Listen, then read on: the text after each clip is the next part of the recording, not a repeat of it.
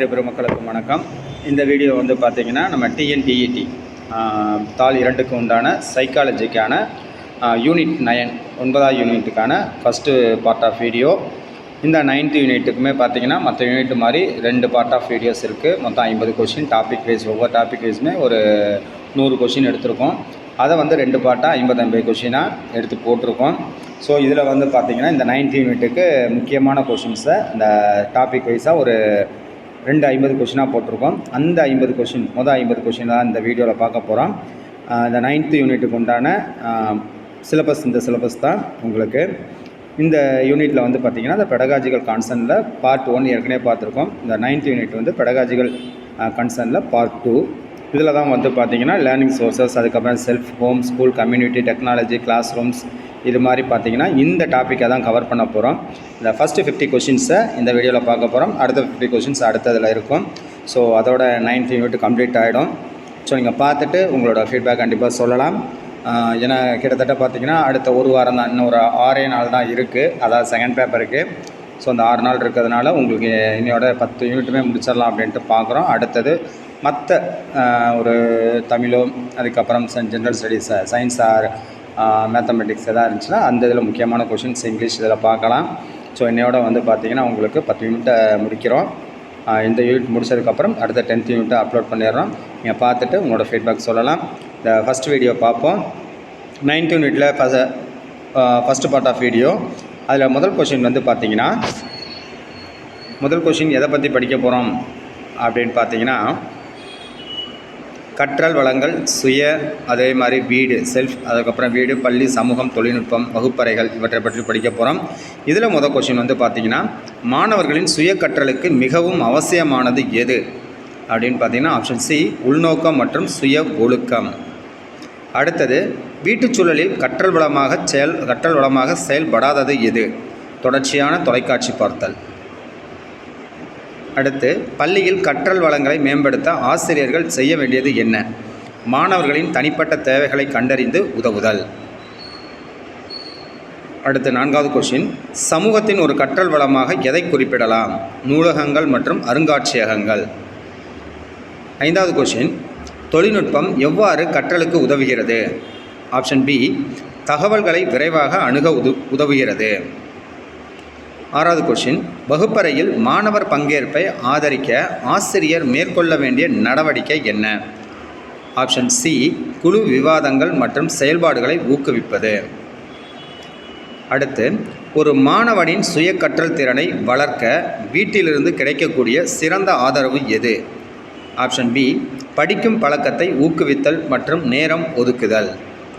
9வது கொஷின், பள்ளியில் ஆரோக்கியமான கற்றல் சூழலை உருவாக்க எது முக்கியம்? ஆசிரியர் மாணவர் இடையே நல்லுறவு. Option C. அடுத்தது 9வது கொஷின், சமூக கற்றல் என்பது எதை குறிக்கிறது? மற்றவர்களுடன் இணைந்து அறிவை பெறுதல். Option B. அடுத்து, தொழில்நுட்பத்தின் மூலம் கற்றல் அனுபவத்தை தனிப்பயனாக்க உதவுவது எது? தகவமைப்பு கற்றல் தளங்கள், அடாப்டிவ் லேர்னிங் பிளாட்ஃபார்ம்ஸ். அடுத்த 11வது கொஷின், வகுப்பறையில் போதிய வெளிச்சம் மற்றும் காற்றோட்டம் எதற்கு அவசியம்? ஒரு வகுப்பறையில் வந்து பார்த்திங்கன்னா போதிய வெளிச்சம் மற்றும் காற்றோட்டம் எதற்கு அவசியம் அப்படின்னு பார்த்திங்கன்னா, மாணவர்களின் உடல்நலம் மற்றும் கவனம். அந்த வகுப்பறையானது போதிய வெளிச்சம் மற்றும் காற்றோட்டத்துடன் இருந்தால் தான் மாணவர்களின் உடல்நலம் மற்றும் அவங்களோட கவனம் வந்து சரியாக இருக்கும். அடுத்து, ஒரு மாணவன் தனது சொந்த வேகத்தில் கற்றுக்கொள்ள உதவும் கற்றல் வளம் எது? இணையவழி சுய கற்றல் தொகுதிகள், ஆன்லைன் செல்ஃப் லேர்னிங் மாடியூல்ஸ். அடுத்து, குடும்பத்தில் கல்விக்கு ஊக்கமளிக்கும் ஒரு சூழலை உருவாக்க பெற்றோர் செய்யக்கூடிய மிக முக்கியமான காரியம் என்ன? ஆப்ஷன் பி, ஒரு கற்றல் மாதிரியாக செயல்படுதல் மற்றும் படிக்கும் பழக்கத்தை ஊக்குவித்தல். Option B. அடுத்து, பள்ளி நூலகத்தின் முக்கிய பங்கு என்ன? ஆப்ஷன் சி, பல்வேறு தகவல் ஆதாரங்களை வழங்குதல் மற்றும் வாசிப்பு பழக்கத்தை மேம்படுத்துதல்.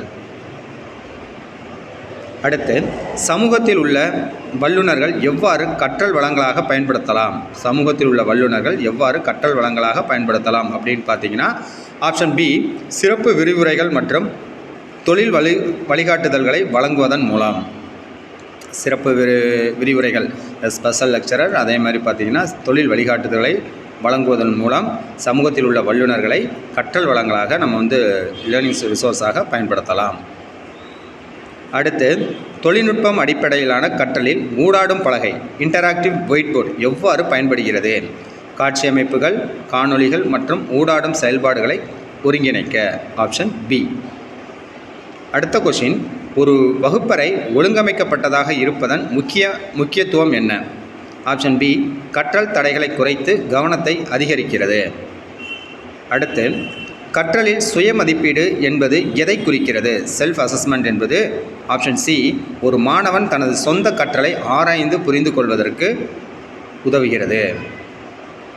அடுத்து, சமூகத்தில் உள்ள கலாச்சார நிகழ்வுகள் மற்றும் விழாக்கள் எவ்வாறு ஒரு கற்றல் வளமாக மாறும்? Option C. பாரம்பரியம், வரலாறு மற்றும் சமூக மதிப்புகள் பற்றி அறிய. இந்த டாப்பிக்கோட கடைசி கொஷின், அதாவது 20வது கொஷின், தொலைதூர கல்விக்கு, அதாவது டிஸ்டன்ஸ் எஜுகேஷன் மிகவும் அவசியமான, அந்த டிஸ்டன்ஸ் எஜுகேஷனுக்கு மிகவும் அவசியமான தொழில்நுட்ப கருவி எது? இணைய இணைப்புடன் கூடிய கணினி அல்லது ஸ்மார்ட் ஃபோன். இதிலே பார்த்தீங்கன்னா அடுத்த டாபிக், 2வது தலைப்பு என்ன அப்படின்னு பார்த்தீங்கன்னா மேலாண்மை. அதில் மாணவர், ஆசிரியர் மற்றும் தலைமைத்துவ பாணி, நடத்தை சிக்கல்களை நிர்வகித்தல், வழிகாட்டுதல் அண்டு ஆலோசனை, தண்டனை மற்றும் அதன் சட்ட தாக்கங்கள். இதை பற்றி தான் இந்த டாப்பிக்கில் ஒரு 20 கொஷின் பார்க்க போகிறோம். இந்த 2வது டாப்பிக்கில் உண்டான ஃபஸ்ட் கொஷின், வகுப்பறை மேலாண்மையில் மாணவர்களின் முக்கிய பங்கு என்ன? Option C. வகுப்பறை விதிமுறைகளுக்கு கட்டுப்பட்டு கற்றல் சூழலுக்கு பங்களிப்பது. அடுத்து, ஒரு ஆசிரியரின் பயனுள்ள வகுப்பறை மேலாண்மை பாணி எது? Option B. ஜனநாயக மற்றும் பங்கேற்பு பாணி. அடுத்து, பள்ளியின் தலைமைத்துவ பாணியில் ஜனநாயக தலைமை, டெமோக்ராட்டிக் லீடர்ஷிப் என்பது எதை குறிக்கிறது? முடிவெடுப்பதில் ஊழியர்கள் மற்றும் பங்குதாரர்களை ஈடுபடுத்துவது. அடுத்து, மாணவர்களின் நடத்தை சிக்கல்களை கையாள்வதில் முதல் படி என்னவாக இருக்க வேண்டும்? Option C. பிரச்சனைக்கான மூல காரணத்தை கண்டறிவது. அடுத்து, வழிகாட்டுதல் மற்றும் ஆலோசனை, கைடன்ஸ் அண்ட் கவுன்சிலிங், இரண்டிற்கும் உண்டான வேறுபாடு என்ன அப்படின்னு பார்த்தீங்கன்னா ஆப்ஷன் சி. வழிகாட்டுதல் என்பது தகவல் மற்றும் திசையை கொடுப்பது. ஒரு வழிகாட்டுதல் அப்படிங்கிறது ஏதாவது ஒரு அதுக்கு உண்டான இன்ஃபர்மேஷன், அப்புறம் அதை பற்றின ஒரு விஷயங்களை கொடுப்பது. ஆலோசனை என்பது பிரச்சனைகளை தீர்க்க. ஆலோசனை யாருக்கு தேவை அப்படின்னா, ஒரு பிரச்சனை இருக்குது, அதை தீர்ப்பதற்கு உண்டானது தான் கவுன்சிலிங். மற்றபடி கைடன்ஸ் அப்படிங்கிறது ஒரு வழியை காட்டுவது தான் பார்த்திங்கன்னா வழிகாட்டுதல். இரண்டுக்கு உண்டான வித்தியாசம் இதுதான். அடுத்த கொஷின், மாணவர்களுக்கு வழங்கப்படும் தண்டனையின் முக்கிய நோக்கம் என்னவாக இருக்க வேண்டும்? Option C. எதிர்காலத்தில் விரும்பத்தகாத நடத்தைகளை திருத்துவது மற்றும் பொறுப்புணர்வை வளர்ப்பது. Option C. அடுத்து, ஒரு தலைமை ஆசிரியர் பள்ளியில் ஒழுக்கத்தை மேம்படுத்த எடுக்கக்கூடிய சிறந்த நடவடிக்கை எது? Option B. தெளிவான மற்றும் நியாயமான ஒழுக்க கொள்கைகளை உருவாக்கி தொடர்ந்து பயிற்சி அளிப்பது.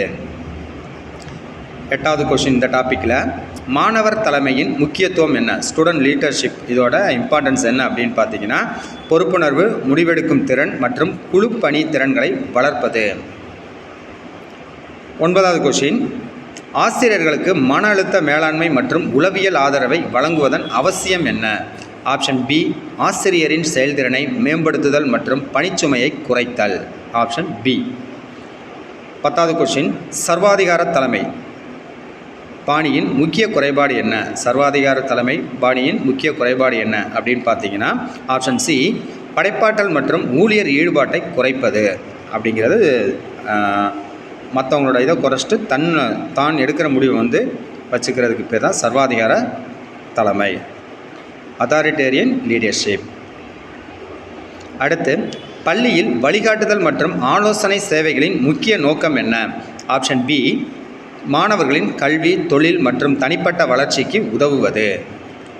அடுத்து 12வது கொஷின், ஒரு மாணவன் வகுப்பறையில் தொடர்ந்து இடையூறு செய்தால் ஆசிரியர் முதலில் எடுக்க வேண்டிய நடவடிக்கை என்ன? இது ஒரு உங்களுக்கு பார்த்தீங்கன்னா ஒரு ப்ராக்டிக்கலான கொஷின். இது ஒரு மாணவர் வகுப்பறையில் தொடர்ந்து ஏதாவது ஒரு டிஸ்டர்ப் பண்ணிக்கிட்டே இருந்தால் என்ன எடுக்கணும் அப்படின்னு பார்த்தீங்கன்னா ஆப்ஷன் சி. மாணவனுடன் தனியாக பேசி நடத்தைக்கான காரணத்தை புரிந்து கொள்ள முயற்சிப்பது. ஒரு பையன் வந்து தொடர்ந்து இடையூறு செஞ்சுக்கிட்டே இருக்கானா, அந்த பையனை தனியாக கூப்பிட்டு அவனோட நடத்தைக்கு உண்டான காரணத்தை வந்து என்ன பண்ணணும் நம்ம புரிஞ்சுக்கிறதுக்காக ஆசிரியர் வந்து முயற்சி செய்வது தான் இதற்கான ஆன்சர். அடுத்து, சட்ட ரீதியான சரியான தண்டனை என்பது எதை குறிக்கிறது? சட்ட ரீதியாக சரியான தண்டனை என்பது எதை குறிக்கிறது அப்படின்னு பார்த்தீங்கன்னா, சட்டத்தால் அனுமதிக்கப்பட்ட நியாயமான மற்றும் பொருத்தமான தண்டனை. Option B. அடுத்து, ஆசிரியர்கள் தங்களுடைய தலைமைத்துவ திறன்களை எவ்வாறு மேம்படுத்தலாம்?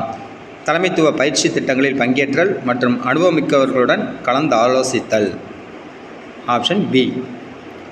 அடுத்து 15வது கொஸ்டின், மாணவர்களிடையே நேர்மறை நடத்தையை ஊக்குவிக்க ஒரு பயனுள்ள வழி எது? Option B. நேர்மறை நடத்தையை பாராட்டுவது மற்றும் அங்கீகரிப்பது. Option B. அடுத்தது, லைசஸ் ஃபேர் தலைமை பாணியின் ஒரு நன்மை என்ன? லைசஸ் ஃபேர் லீடர்ஷிப் பாணியின் ஒரு நன்மை என்ன அப்படின்னு பார்த்தீங்கன்னா, குழு உறுப்பினர்களுக்கு அதிக சுதந்திரம் மற்றும் சுயாதீன முடிவெடுக்கும் வாய்ப்பு. அதில் இருக்க குழு உறுப்பினர்கள் அவங்களுக்கு அதிக சுதந்திரம் மற்றும் சுயாதீனமாக, அதாவது அவங்களோட முடிவெடுக்கும் திறன், சுயமாக முடிவெடுக்கும் திறனுக்கு உண்டான நன்மை தான் த லைசர் ஃபேர் தலைமையோட ஒரு நன்மை. அடுத்தது, மாணவர்களுக்கு வழங்கப்படும் ஆலோசனை சேவைகள் இரகசியமாக இருக்க வேண்டியதன் அவசியம் என்ன? மாணவர்களுக்கு கொடுக்கப்படும் ஆலோசனைகள், அந்த கவுன்சிலிங் வந்து ஏன் கான்ஃபிடென்ஷியலாக இருக்கணும் அப்படின்னு பார்த்தீங்கன்னா, மாணவர்கள் நம்பிக்கையுடன் தங்கள் பிரச்சனைகளை பகிர்ந்து கொள்ள. அப்போ கான்ஃபிடென்ஷியலாக இருந்தால் தான் மாணவர்கள் வந்து தங்களோட பிரச்சனைகளை வந்து நம்பிக்கையுடன் பகிர்ந்து கொள்வார்கள். அடுத்து, ஒரு மாணவன் செய்யும் தவறுக்கு அந்த தவறுக்கு தொடர்பில்லாத ஒரு தண்டனையை வழங்குவது எதை குறிக்கிறது? பொருத்தமற்ற தண்டனை. அவன் செய்கிற தவறுக்கு அந்த தவற்றுக்கு அந்த மிஸ்டேக்கு வந்து பார்த்திங்கன்னா பொறுப்பில்லாத, அதாவது தொடர்பில்லாத ஒரு பனிஷ்மெண்ட் கொடுத்தோம் அப்படின்னா அது பொருத்தமற்ற தண்டனையாக கருதப்படும். அடுத்து, வகுப்பறை மேலாண்மையின் முன் தடுப்பு நடவடிக்கை ப்ரோ ஆக்டிவ் மெஷர்ஸ் என்றால் என்ன? Option B. பிரச்சனைகள் தோன்றுவதை தடுக்கும் நடவடிக்கைகளை முன்னரே மேற்கொள்வது. Option B. அடுத்து, ஒரு பள்ளியின் வெற்றியில் தலைமைத்துவத்தின் முக்கிய பங்கு என்ன? ஒரு பள்ளியோட வெற்றியில் தலைமைத்துவம், இந்த லீடர்ஷிப்போட முக்கிய பார்ட்டிசிபேஷன் என்ன அப்படின்னு பார்த்தீங்கன்னா, பள்ளியின் தொலைநோக்கு பார்வை, இலக்குகள் மற்றும் ஒட்டுமொத்த வளர்ச்சிக்கு வழிகாட்டுவது. இதோட வந்து பார்த்திங்கன்னா செகண்ட் பார்ட் ஆஃப் டாபிக் வந்து இந்த ஃபஸ்ட் யூனிட்டில், இந்த 9th யூனிட்டில் முடிஞ்சிருக்கு. இதில் ஒரு 20 கொஷின். அடுத்த டாபிக் வந்து பார்த்திங்கன்னா கற்றலுக்கான மதிப்பீடு, அசஸ்மெண்ட் ஃபார் லேர்னிங், அதை பற்றினது. அதில் வந்து பார்த்திங்கன்னா ஒரு ஃபஸ்ட்டு 10 கொஷின். கற்றலுக்கான மதிப்பீடு என்பதன் முக்கிய நோக்கம் என்ன? Option B. கற்றல் செயல்முறையை மேம்படுத்துவதற்கும் மாணவர்களுக்கு கருத்துக்களை வழங்குவதற்கும் கற்றலுக்கான மதிப்பீடு முக்கியம். Option B. அடுத்தது, கற்றலின் மதிப்பீடு, அசஸ்மெண்ட் ஆஃப் லேர்னிங் என்பதன் முக்கிய நோக்கம் என்ன? கற்றலின் மதிப்பீடு, அசஸ்மெண்ட் ஃபார் லேர்னிங் எதற்காக அப்படின்னு பார்த்தீங்கன்னா, கற்றல் செயல்முறையின் முடிவில் ஒரு மாணவனின் மொத்த அறிவையும் திறனையும் அளவிடுவது. Option B. அடுத்து, கீழ்கண்டவற்றுள் எது கற்றலுக்கான மதிப்பீடு உதாரணம்? Option B. வகுப்பறையில் கேள்வி பதில் மற்றும் கருத்து பரிமாற்றம், ஃபார்மேட்டிவ் ஃபீட்பேக். அடுத்து 4வது கொஸ்டின், கீழ்கண்டவற்றுள் எது கற்றலின் மதிப்பீடு உதாரணம்? அரையாண்டு மற்றும் ஆண்டு இறுதித் தேர்வுகள். கற்றலின் மதிப்பீட்டுக்கு உதாரணம் வந்து பார்த்திங்கன்னா அரையாண்டு மற்றும் ஆண்டு இறுதித் தேர்வுகள் தான் வந்து பார்த்திங்கன்னா கற்றலோட மதிப்பீட்டிற்கான உதாரணம். கற்றலுக்கான மதிப்பீடு பொதுவாக எப்போது நடத்தப்படுகிறது? கற்றல் செயல்முறையின் போது தொடர்ந்து நடத்தப்படுகிறது. கற்றலின் மதிப்பீடு பொதுவாக எப்போது நடத்தப்படுகிறது அப்படின்னு பார்த்தீங்கன்னா கற்றல் செயல்முறையின் வடிவில். கற்றலுக்கான மதிப்பீடு, கற்றலின் மதிப்பீடு ரெண்டும் கரெக்டாக நீங்கள் பார்த்துக்கணும். கற்றலுக்கான மதிப்பீடு கற்றல் செயல்முறையின் போதே தொடர்ந்து நடத்தப்படுகிறது. கற்றலின் மதிப்பீடானது கற்றல் செயல்முறையின் முடிவில். கற்றலின் மதிப்பீடானது அந்த அரையாண்டு, முழு ஆண்டு, ஆண்டு இறுதியெல்லாம் சொல்கிறோம் பார்த்திங்கன்னா அதெல்லாம் கற்றலின் மதிப்பீடு, கற்றல் செயல்முறையின் முடிவில். கற்றலுக்கான மதிப்பீடு மாணவர்களுக்கு எவ்வாறு உதவுகிறது? தங்கள் பலம் மற்றும் பலவீனங்களை புரிந்து கொண்டு தங்கள் கற்றலை மேம்படுத்த. Option B. 8வது கொஸ்டின், கற்றலின் மதிப்பீடு ஆசிரியர்களுக்கு எவ்வாறு உதவுகிறது? ஒரு மாணவன் எவ்வளவு கற்றுக்கொண்டான் என்பதை அளவிடவும் பாடத்திட்டத்தின் செயல்திறனை மதிப்பீடு செய்யவும் ஆசிரியர்களுக்கு கற்றலின் மதிப்பீடு உதவுகிறது. Option B. அடுத்து 9வது கொஸ்டின், சுய மதிப்பீடு, செல்ஃப் அசஸ்மெண்ட் என்பது எந்த வகையான மதிப்பீட்டுடன் நெருங்கிய தொடர்புடையது? ஆப்ஷன் ஏ கற்றலுக்கான மதிப்பீடு. சுய மதிப்பீடு என்பது கற்றலுக்கான மதிப்பீடு. அடுத்து இந்த வீடியோட கடைசி கொஷின், சக மதிப்பீடு பேர் அசஸ்மெண்ட் என்பது எந்த வகையான மதிப்பீட்டுடன் நெருங்கிய தொடர்புடையது? கற்றலுக்கான மதிப்பீடு. கற்றலுக்கான மதிப்பீடு தான் வந்து பார்த்திங்கன்னா பேர் அசஸ்மெண்ட். இந்த பேர் அசஸ்மெண்ட் அப்படிங்கிறது ஒரு இன்ஸ்டியூஷனாக இருக்கட்டும், மற்ற இதுக்கெலாம் வந்து இந்த ரேங்கிங்லாம் கொடுக்குறாங்க பார்த்திங்களா, அது கற்றலுக்கு உண்டான மதிப்பீடுக்கு தான் இந்த பேர் டீம் வந்து பார்ப்பாங்க. ஸோ சக மதிப்பீடு என்பது கற்றலுக்கான மதிப்பீடாகும். இதை விட வந்து பார்த்திங்கன்னா இந்த first part of video 9th யூனிட்டுக்கு முடிஞ்சது. அடுத்த வீடியோவில் ரிமைனிங் 50 கொஸ்டின்ஸ் பார்ப்போம். அதோட இந்த 9th யூனிட் முடிஞ்சிடும். தேங்க்யூ ஃபார் வாட்சிங். ஏதாவது உங்களுக்கு வந்து சஜஷன் ஃபீட்பேக் இருந்தால் கண்டிப்பாக சொல்லலாம். அடுத்த வீடியோவில் பார்ப்போம். தேங்க்யூ ஃபார் வாட்சிங்.